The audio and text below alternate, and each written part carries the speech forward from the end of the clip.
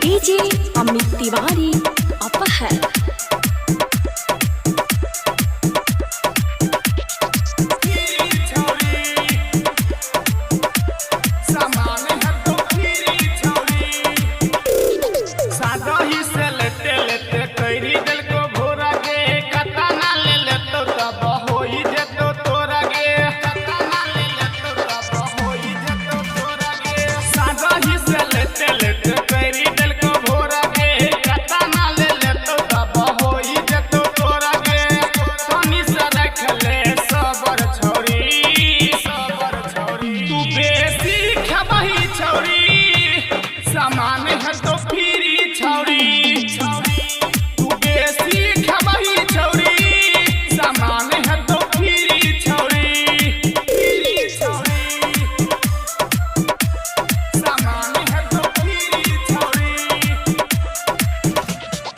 DJ Amit Tiwari अपहर।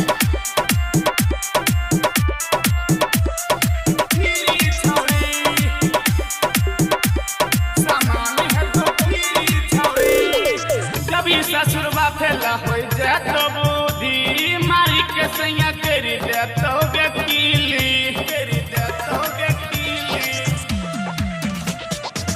जब ये ससुरबा फैला हो जातो बुद्धि मारी के सैया करी देतो वकीली करो सामान तोर के ना तू बेसी खबही छौरी सामान है तो फिरी छौरी तू बेसी खबही छौरी सामान है तो फिरी छौरी सामान है तो फिरी छौरी। डीजे अमित तिवारी अपहर।